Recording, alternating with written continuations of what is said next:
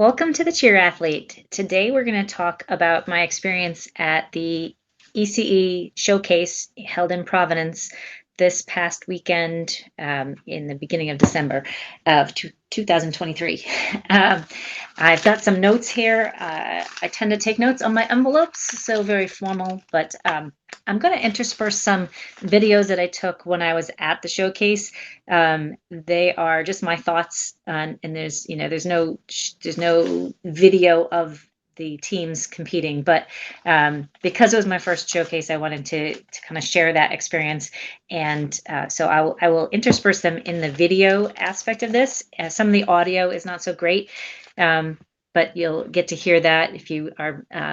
If you're listening on the podcast on Spotify or iTunes, go ahead and check out the YouTube channel because the video will be there, and you might catch a little bit more from that. There's just little tidbits along the way of some of my experience, but I had five top big things that stood out to me from the showcase, and so I'm looking forward to dive into them. If you don't know me, I'm Laura Turner. I'm a physical therapist, strength coach. I'm LT, the Cheer PT. I'm the host of the Cheer Athlete podcast, and it's my mission and goal to help cheerleaders improve their performance and reduce injuries by through my strength and conditioning programs and my online educational programs. If you don't follow me yet, come check me out on Instagram, on TikTok, all under the Cheer PT. I also run the Healthy Cheerleading group, which is going to change names very soon to the Cheer Athlete Facebook group. And in that group, I do live videos once a week and answer questions and share other exercises. Right now, I'm currently doing a 21-day exercise challenge. So I'm giving at least 3 different exercises each day for the 21 days that you can take with you and share. So come join the Healthy Cheerleading group, aka the Cheer Athlete group, soon to be the Cheer Athlete group. All right, let's talk about the big things that I saw.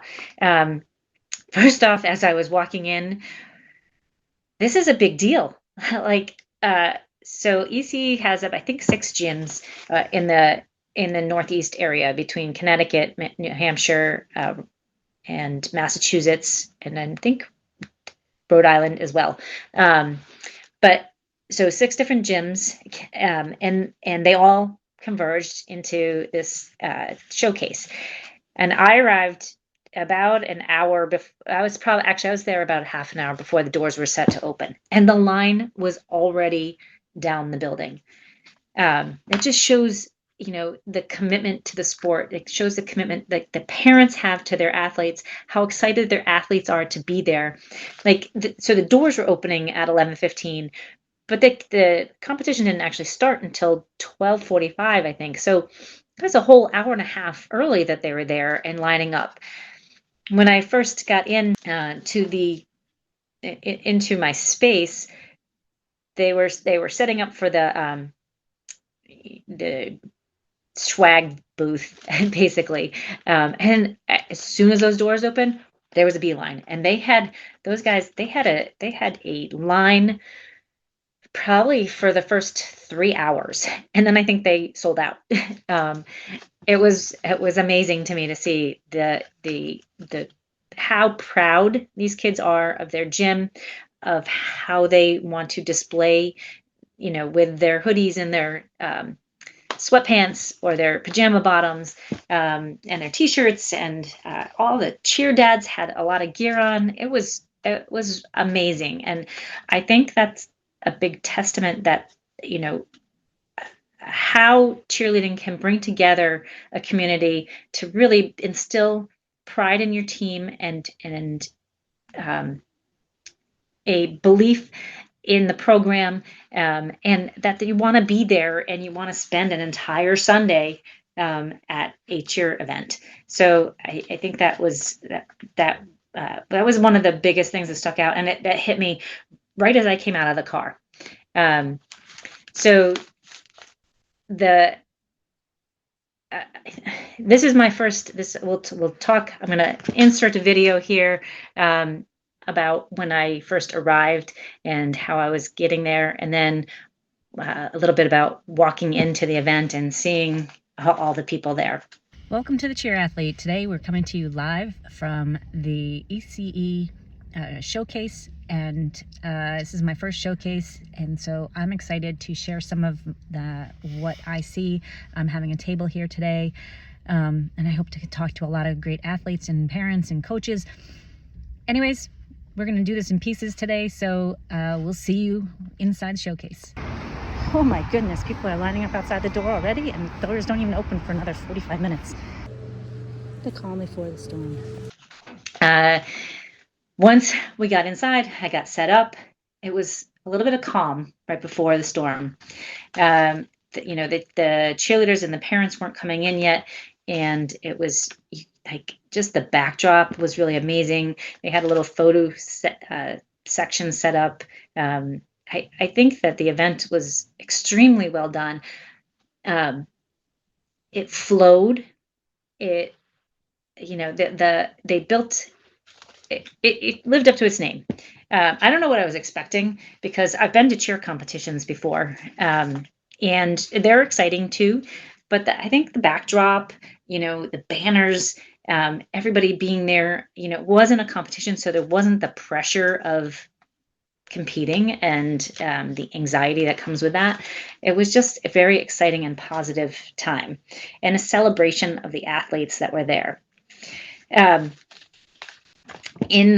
the beginning, Cheryl Passanato, who's one of the owners of ECE, was up speaking, and I know Cheryl from she's my best friend from college, sister. So I've known Cheryl for forever and have watched her coach for forever.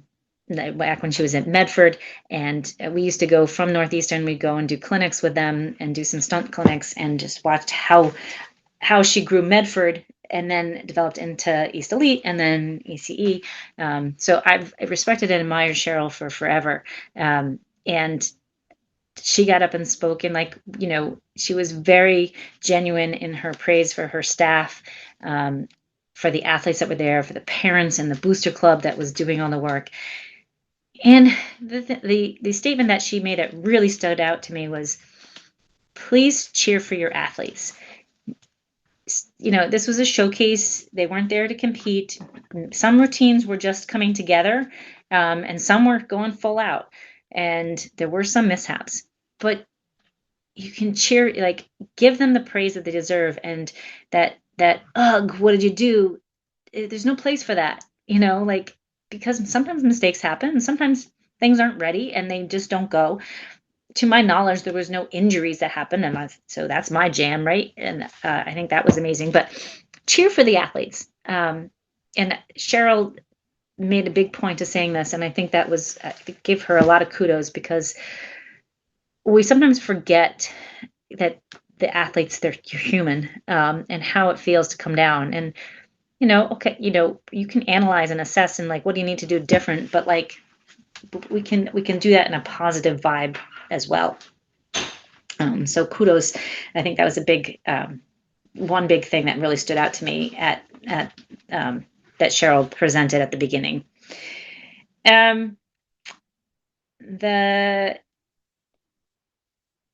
Both the athletes and the parents, they just can't get enough of the gym and the stuff. They want to be there all the time.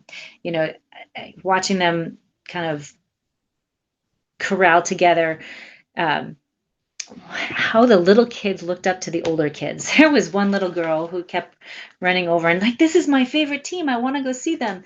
And there were the older kids, and then another little girl was off to the side and yelling to a teammate, just saying hello, and how they all smiled and responded back. That's what it's all about. That connection, that being a role model for the youth kids, and instilling that bond, and because that's going to teach them how to be good sportsmen. It's going to teach them how to be solid athletes and humans as they grow up and move forward. And they develop the friendships along the way. I will share this multiple times because it really stood out to me, and it made a big impression on me. These three little girls who were somewhere probably, I was going to say between 7 and 10 years old, came up to my booth and at the end of the night and were just hanging around talking with me. And they all day they had been buzzing by and hanging together, and like you could tell that they more than just teammates, they're friends.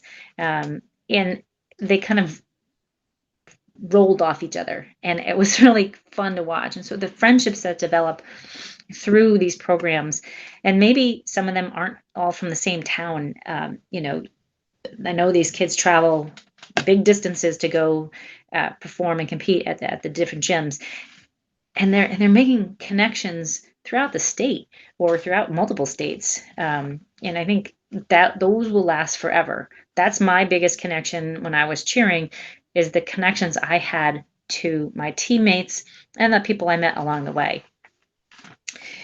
One thing, cheerleaders will tumble anywhere.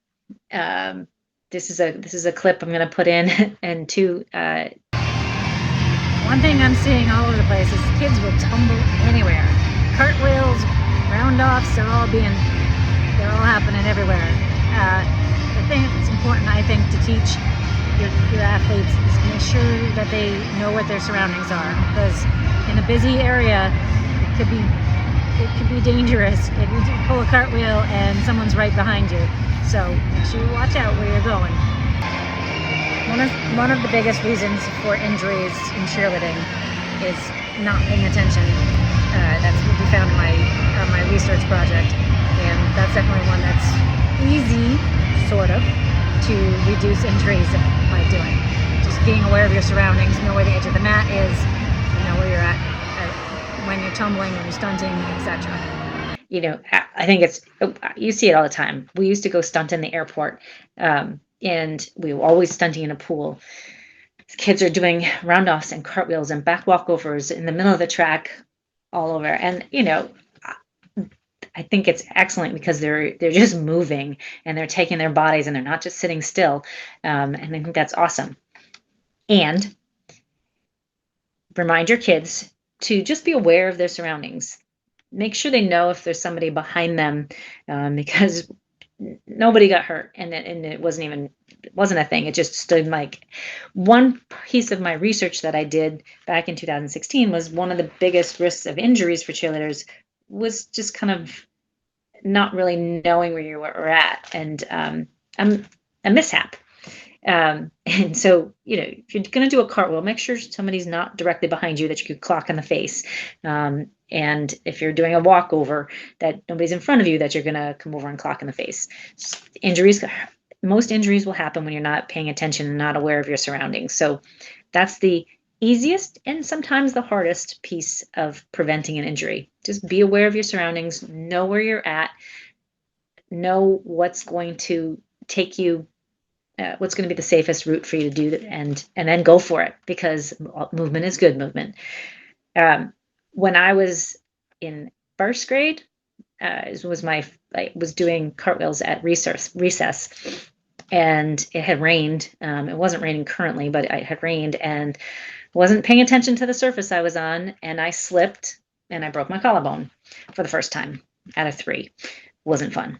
All 3 of them were tumbling related, so that's one reason I don't tumble. But so yeah, like, you have to be aware of your surface that you're on. You have to be aware of the surroundings and who's around you, and that's the best way to prevent an injury. Holy crow, these kids can tumble. The height and the skill level, it's so impressive.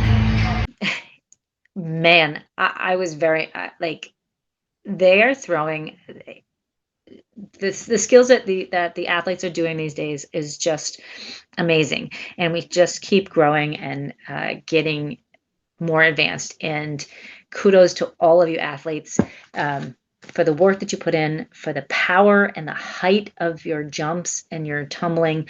I think it's amazing. They're throwing not beyond fulls, like step outs, and I was very impressed with the tumbling and how much the kids are all pushing the tumbling. Like, everybody's it's a true show of strength, And I know that tumbling has become, over the last 25 years, has really progressed in cheering. But for me to come and see these athletes and doing it, and like as a team, the amount of fulls that are happening all at the same time, and the precision of that is like, I know if you're listening to this podcast, you are aware of how advanced their tumbling is. But it stood out. And like, so if you take a step back on occasion and just like check where you were 20 years ago, what has progressed, and how, kudos if you're a coach listening to this, like for getting the kids to this level, because it's impressive. And it takes a lot of strength, leg strength, upper body strength, a lot of stamina to be able to pull this off. And you really can see the athleticism in it. As the other skill-wise that stood out to me, there was a stunt, I believe we called it an angel, where we would, it was co-ed, so we were our base would hold us up on our back, and we would lean over backwards and then pop up into a chair. In my head, that was a skill we did a long time ago, and it was really was one, it took me a while to master, but was one of my favorite stunts, and I loved the transition of that. And I saw some of those angels in the routines, and the transitions out of them, and it brought me back to when I was cheering. And it was really cool to see how some of the old skills, like the Swedish Falls and these angels and the transitions, how they've progressed them, and now they're more visual. And there is that a big wow factor in the transitions. I love seeing old stuff come back. Everything goes around, comes around. You're built on the basis of what you had before you. And you keep progressing and pushing the limits. And that's the beauty of the sport of cheer. There are the one thing that I think that I love, because it draws me too, and I like the sparkles, the makeup, the bows. In some aspects, I question, like, you don't see football players or soccer players or swimmers getting all glammed up to go out and perform. So why do we do it? We do it because it's a show, because it's fun. And in the heart of it, we still love that dress up, and we still love that sparkle. Like, sitting on the sides, I was like, I want to wear that bling. There was so much bling around. It was amazing. And watching the little girls put on their makeup in their phone, making sure moms was checking, with a Q-tip to make sure everything was lined up perfect. It brings you back, and it for me, it reminds me of the fun of dressing up.